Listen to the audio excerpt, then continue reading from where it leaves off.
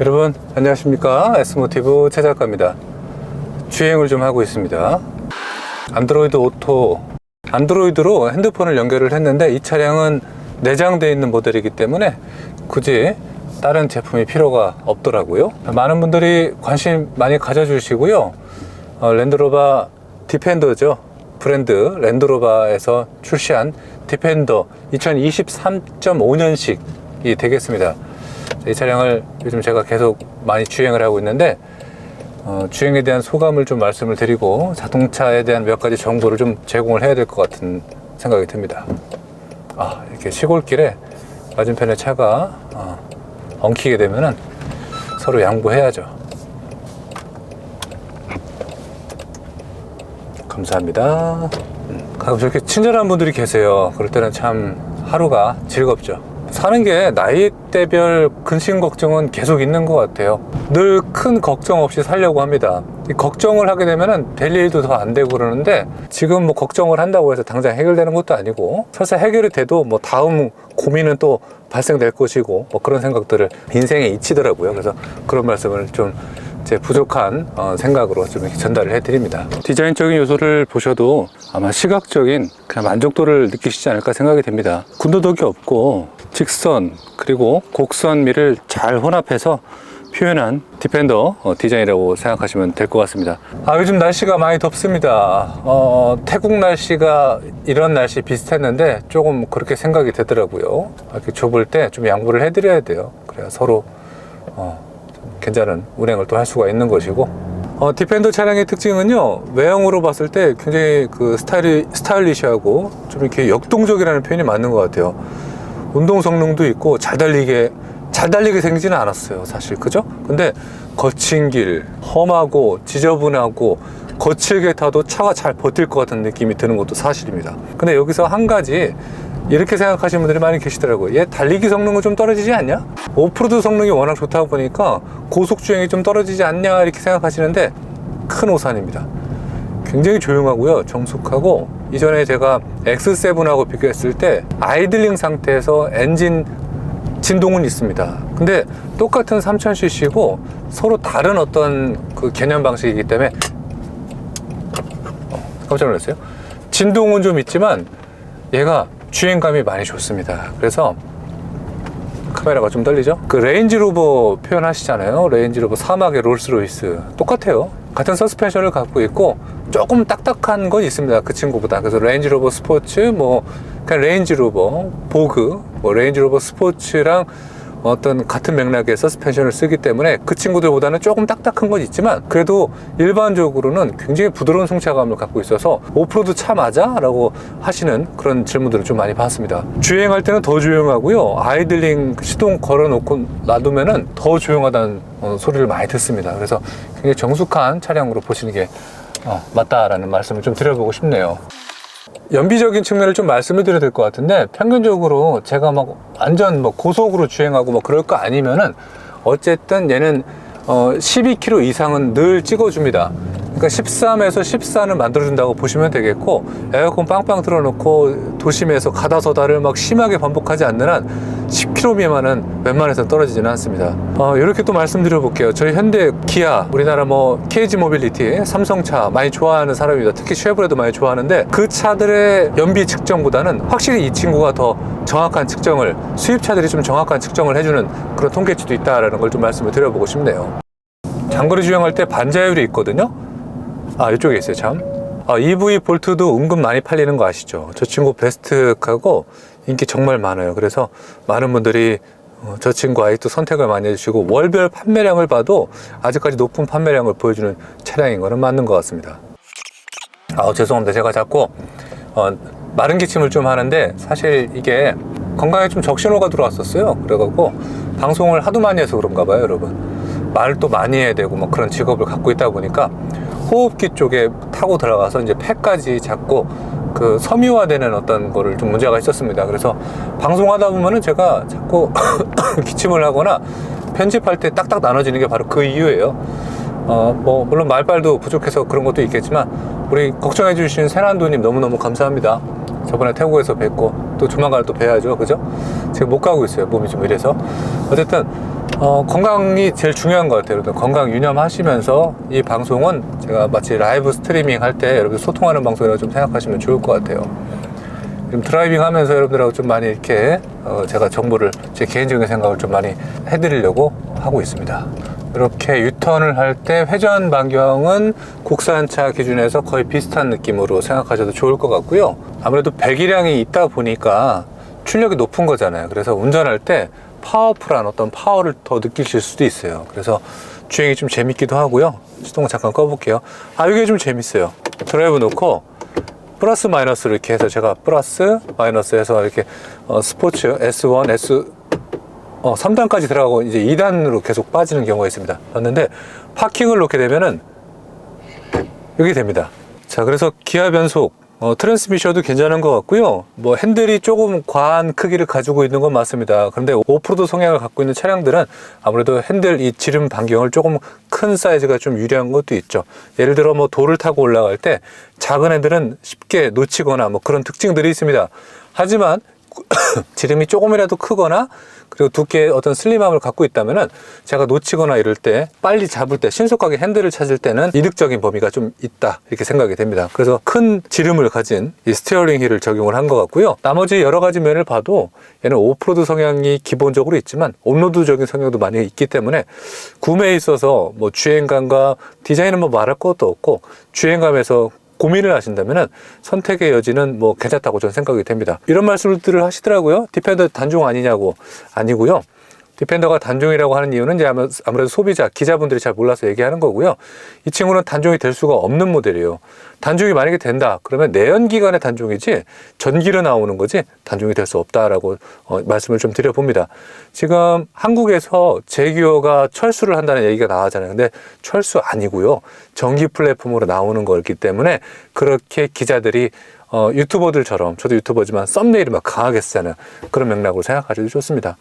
대체적으로 좀 만족을 하고요. 이 차의 몇 가지 커다란 특징 중에 반자율 주행은 제가 봤을 때 아직까지 좀 큰 도움을 좀 얻고 있다고 좀 생각이 됩니다. 둔한 건 전혀 없고 국산차 기준으로는 조금 둔할 수 있어요. 예를 들어 무슨 얘기냐, 핸들을 잡아주는 그 기능이 부재가 좀 됐습니다. 그러니까 핸들을 넘어가면은 자꾸 쭉쭉 밀어주는 기능이지 완전 넘어가게 되면 이제 강제 개입이 좀 들어가죠. 국산차 같은 경우는 차선을 계속 잡아주는 어떤 면모가 있잖아요. 거기서 약간 좀 둔한 감을 없지 않아 얻고 있기 때문에 그건 좀 제가 말씀을 드리고 싶고요. 백밀러가 굉장히 전투적이에요. 화각은 넓지만 약간 세로 형태의 직사각형을 갖고 있기 때문에 그 면모에서 좀 인상 깊은 좀 차이점이 있습니다. 그리고 이런 모든 범위가 프레임이에요. 사실은 그냥 데코 장식이 아니라 여기를 잡고 정말 차를 당기고 이동할 수 있는 범위가 실제로도 존재하고, 문을 열었을 때 여기를 잡고 우리가 잠깐 안전벨트 풀고 보여드릴게요. 여기를 잡고 이동을 해도 심지어 여기가 이제 큰 힘을 좌우한다는 범위가 됩니다. 그리고 도어도 보시면 여기도 외장 색상이 여기 안에서 볼 수 있게끔 또 보여주고, 이거 볼트도 다 사용자가 다 풀어서 안에를 또 볼 수 있는 그런 범위도 됩니다. 그리고 많은 분들이 모르실 텐데 이 바닥이 코일 매트가 깔려 있잖아요. 저기를 들어서 보여드리면요. 자, 여기 깔판 영업사원 분께서 우리 신 과장님께서 해주신 건데 되게 성실하고 착하십니다. 자, 여기 들어보면은 뭐 빼도 되고 이렇게 이게 보이는 김에 또 먼지가 보이면 또 치우고 싶어요. 그죠? 바닥이 고무로 되어 있습니다. 이 고무가 우레탄 고무 재질인데 모두 통으로 이렇게 다 붙어져 있어요. 그래서 이거 먼지가 이렇게 보이네요. 특별히 뭐를 설치를 안 해도 그냥 영업용 화물 택시처럼 막 쓰셔도 거침이 없더라고요. 그래서 이 재질이 참 마음에 들었고, 앞으로도 장기적으로 사용을 해도 크게 손색이 없고 차에 뭐 습기 같은 어떤 범위가 유발되거나 그러진 않을 것 같은 생각이 듭니다. 다 둘러져 있고 아래쪽에 수납 공간도 존재한다는 것을 확인시켜 드리고 싶네요. 그리고 핸들이 좀 수동이긴 한데 높낮이 굳이 많이 안 하니까 크게 문제는 없을 거라고 보여집니다. 아쉽게도 이 연식은 여기가 고급 나파 가죽이 빠졌어요. 우레탄으로 되어 있는데 글쎄요, 나중에는 뭐 해주겠죠. 뭐 그런 생각이 들고, 여기를 잡고 이동을 하거나 차를 뭐 흔들어도 튼튼한 범위가 됩니다.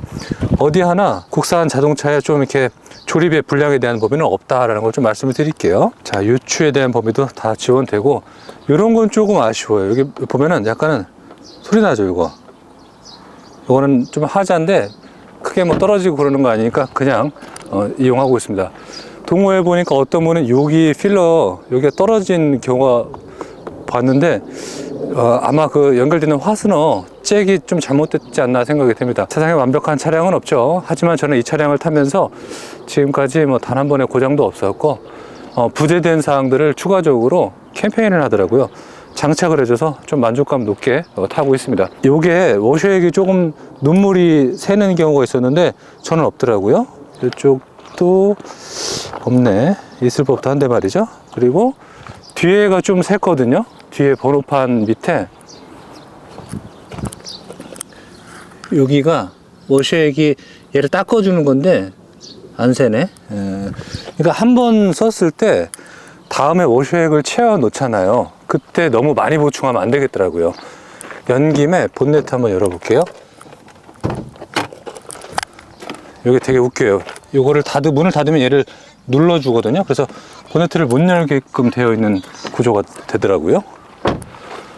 아참, 디펜더 같은 경우, 랜드로버 같은 경우는 요 휀다 여기 공기 흡입이 이루어지지만 주로 이쪽에서 공기를 흡수한다고 보시면 돼요. 그래서 도광을 할 때 여기만 물이 이 정도까지 차도 물을 건너갈 수 있습니다. 가운데에서 열어볼게요. 자, 인제니움 엔진인데 지금 저한테 결함이 있는 게 있죠. 여기 오일이 좀 셉니다.